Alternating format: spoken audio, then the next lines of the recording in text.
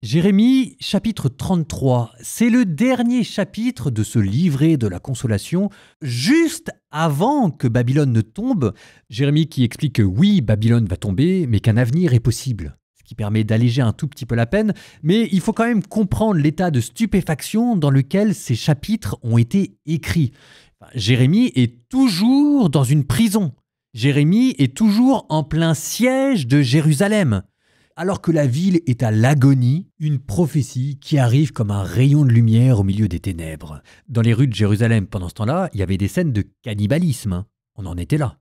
Bon, Jérémie est toujours dans sa cour de garde enfermé, une sorte de prison royale. Ces prophéties dérangent le roi Sédécias, qui n'a pas du tout envie qu'on lui dise qu'un avenir est possible après avoir perdu, parce que lui, il n'a pas envie de perdre.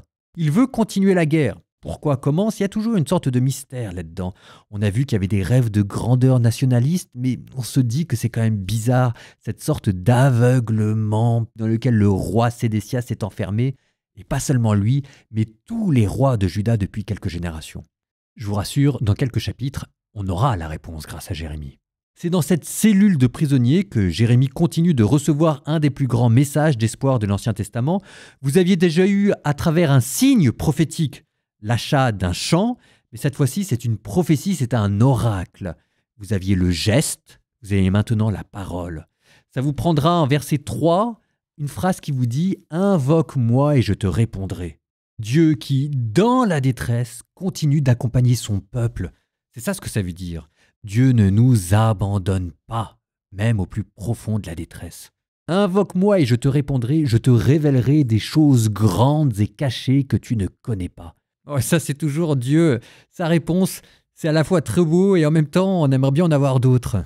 Dieu qui vous dit que tout ça, ça fait partie d'un plan. Un plan qui nous dépasse, qu'on ne peut pas comprendre, mais ça fait partie d'un plan. C'est à la fois rassurant et en même temps, ça fait peur. Bon, ça, vous voyez, ce chapitre que vous allez entendre, vous pouvez évidemment penser à Jérémie dans sa prison, mais de se dire que Dieu, même dans nos ténèbres, même quand nous sommes emprisonnés dans des situations, on ne sait pas comment s'en sortir, Dieu nous explique qu'il a un plan pour nous. Un jour, tout s'expliquera. Il dit, je te révélerai des choses grandes et cachées que tu ne connais pas encore. Enfin, c'est à la fois quelque chose qui nous fait frémir parce que ça nous fait peur. D'une certaine manière, on n'a pas envie de les connaître. On n'a pas envie de connaître ce plan qui nous déplace. On voudrait simplement vivre de manière confortable et éviter toutes les horreurs. C'est quelque chose d'horrible, on n'a même pas envie d'y croire. Et pourtant, c'est ce que la vie nous apprend jour après jour. Jérémie, chapitre 33.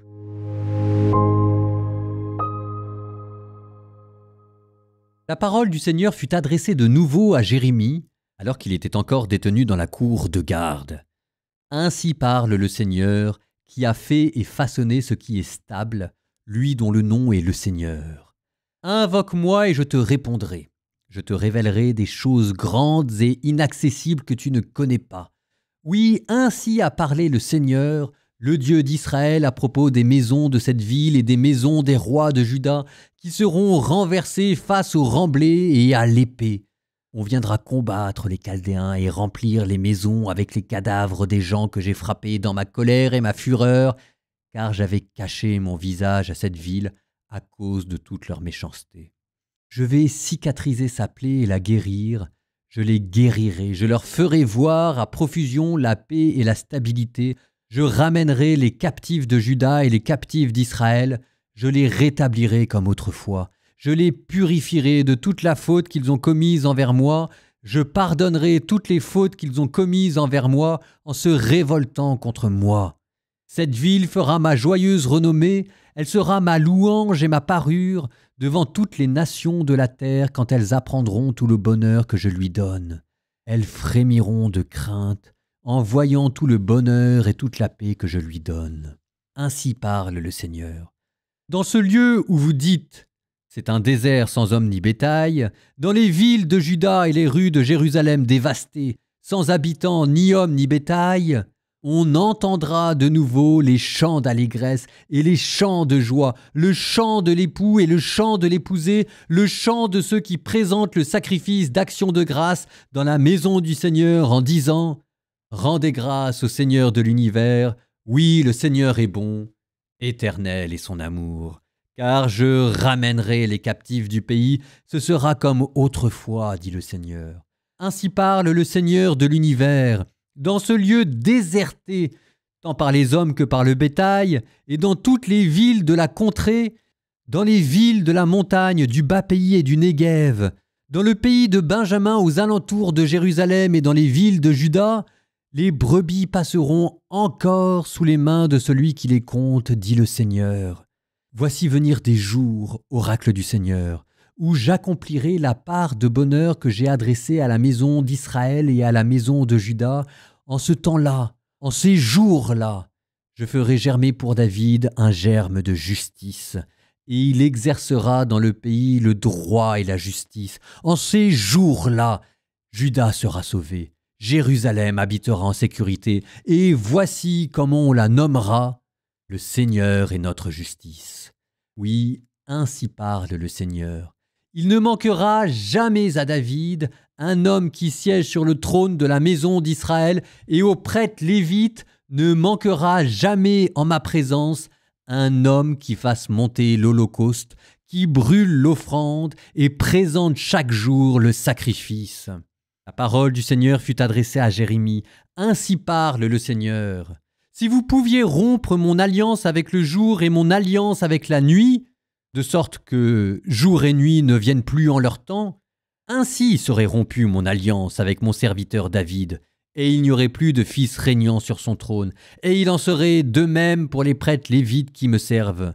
Autant que l'armée du ciel est impossible à dénombrer, autant que le sable de la mer impossible à compter, ainsi multiplierai-je la descendance de mon serviteur David et les Lévites qui me servent.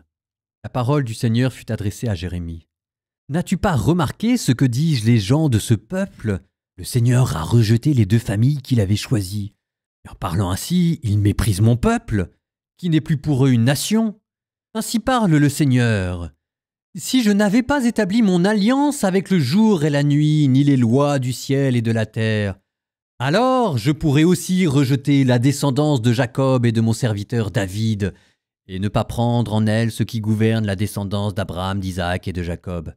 Mais non, je ramènerai leurs captifs. Pour eux, j'aurai de la compassion.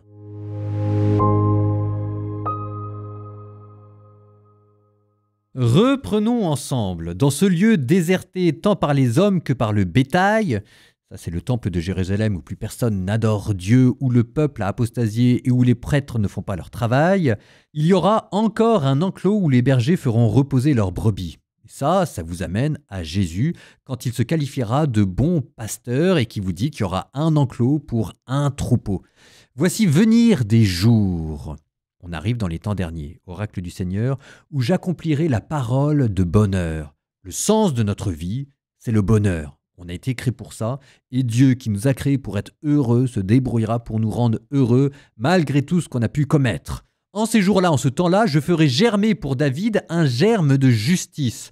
Cette parole, elle est pour Sédécias, qui n'a pas du tout envie de l'entendre, parce que cette parole, ça veut dire que David, c'est la dynastie davidique dont lui-même est issu. Jérémie dit que ça va être compliqué pour elle de survivre à l'exil à Babylone, mais il dit qu'il va faire germer pour David, donc il y aura un reste, il y aura une alliance qui va quand même continuer, mais un germe, c'est quelque chose de tout petit. Un germe, c'est peut-être très bien parce que ça veut dire que votre famille continue de vivre, mais un germe, ça veut aussi dire que vous oubliez le temple, vous oubliez l'or des palais, vous oubliez tout ça, ça va être une existence humble et cachée. C'est pas forcément ce dont le roi a envie. Je ferai germer pour David un germe de justice. Et là, il y a une pointe, c'est pour dire aussi à Sédécias que toi qui as été un roi corrompu, tes fils ou tes petits-fils qui viendront derrière toi, ils auront une existence humble et cachée, mais au moins, ils ne seront pas corrompus, ils diront et ils proclameront la justice. Et il exercera dans le pays le droit et la justice. Et puis ensuite, vous aviez ces phrases qui sont très belles. Ainsi parle le Seigneur. Si vous pouviez rompre mon alliance avec le jour et mon alliance avec la nuit, de sorte que jour et nuit ne viennent plus en leur temps, ainsi serait rompue mon alliance avec mon serviteur David, il n'aurait plus de fils régnant sur le trône. Donc si vous pouviez rompre mon alliance avec le jour et mon alliance avec la nuit, c'est-à-dire la même puissance qu'il y a dans l'acte créateur, Dieu qui continue de soutenir l'univers dans l'existence, qui continue de veiller à ses lois et à ses gouvernements, c'est cette même puissance qu'il y a dans l'alliance avec David. Ça vous donnera les paroles de Jésus en vérité, je vous le dis, le ciel et la terre pourront passer. Pas un iota, pas un menu trait de la loi, elle, ne passera que tout cela n'ait été accompli. C'est plus facile pour le jour de s'éteindre que pour Dieu d'oublier sa fidélité à David, son serviteur. Alors que David, on l'avait vu, il n'était pas parfait. Bon, ça vous rappelle que Dieu vous aime. On vit des situations qui sont parfois très compliquées. Qu'on a quand même aussi l'art et la manière de nous mettre nous-mêmes dans des impasses. Et que oui, il y aura des humiliations, mais si jamais il faut passer par le joug de l'humiliation pour apprendre ce que c'est que l'humilité, la justice et le vrai bonheur, Dieu nous aime. Dieu nous aime. C'est pour nous qu'il a créé l'univers. Il ne faut jamais l'oublier. Nous terminons par une prière. Au nom du Père et du Fils et du Saint-Esprit. Amen. Seigneur, toi qui veux à nouveau faire entendre le chant de l'époux et le chant de l'épousée, le chant de ceux qui présentent le sacrifice d'action de grâce, Seigneur, nous te confions nos ténèbres et nous te demandons la grâce de l'espérance. L'espérance qui rend toute chose légère, l'espérance qui est comme une petite lampe au milieu d'une prison, mais qui nous fait dire qu'un jour nous te louerons encore. Pour l'instant, nous n'y arrivons pas, parce que nous sommes dans la détresse, mais un jour, Seigneur, nous savons que nous aussi nous serons rétablis, et qu'avec les anges dans le ciel, avec les saints qui t'ont toujours aimé, nous pourrons dire, nous aussi, rendez grâce au Seigneur de l'univers. Oui, le Seigneur est bon, éternel est son amour.